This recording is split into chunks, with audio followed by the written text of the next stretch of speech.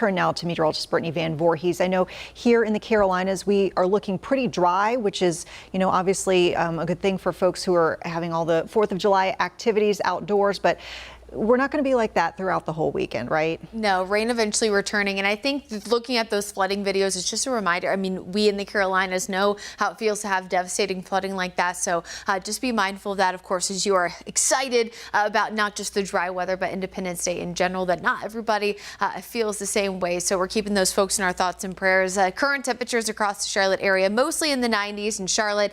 You can see upper 70s there up toward the mountains. Good news is that with drier air in place, not only are we seeing a lack of rain, but very little, if any, heat index value because the air is just too dry to have that additional strain on our bodies. As we look at satellite and radar, not a lot of rain to track, but a little bit further south, not so much the case. In fact, unfortunately, hopefully you weren't having plans to head to the state of Florida as they're dealing with a lot of heavy rain, especially on the Gulf Coast side over the next few days. And all of it is because of this low pressure system that continues to turn off the Carolina coast that is now about 150 miles south and southeast of Charleston. If you're familiar with that area, of course, very, very prone to flooding. And that's going to be something that we're watching over the next few days. As this low continues to churn, it did gain strength, now Tropical Depression 3, and is expected to make landfall inland as we go across the Carolinas later on this weekend. So expectations here from what we talked about a few days ago to now, impacts are the exact same. Just because this rain has a name now does not mean that we're changing any of the impacts locally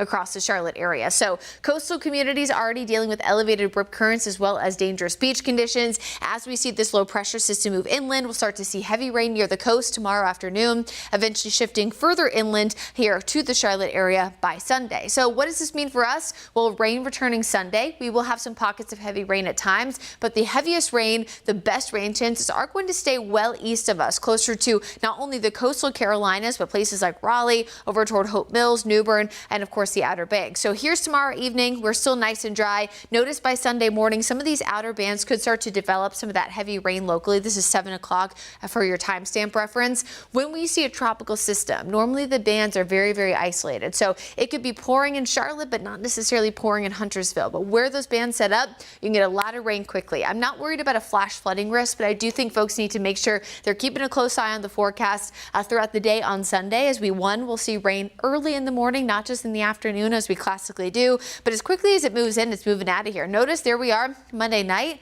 Nice and dry. And most of Monday will stay dry as well, with only a 20% chance of rain. So what should you be prepared for? Well, heavy rain at times on Sunday, but really not a lot of significant rainfall potential here locally. Inland communities across the Carolinas, but again near the coast, especially toward Raleigh, Wilmington, Myrtle Beach, toward the Outer Banks, a lot of heavy rain is expected over the next 7 days. So folks, be mindful of that. If you have friends or family, again, who live in these areas, you're heading there yourself, not only the heavy rain, but watch out for the rip current risk. This is elevated because of that low already turning off the coastline, and that will create probably your highest weather-related risk heading to this weekend. And if you remember my weather IQ from a few weeks ago, as I talked to the National Weather Service there in Morehead City, unfortunately near the coastal Carolinas, their biggest weather-related impact death-wise is rip current. So please be mindful of that and take the precautions if you can. Locally, after our rain and storms on Sunday, we're dry and quiet, but a lot of heat returns Monday, Tuesday, and Wednesday.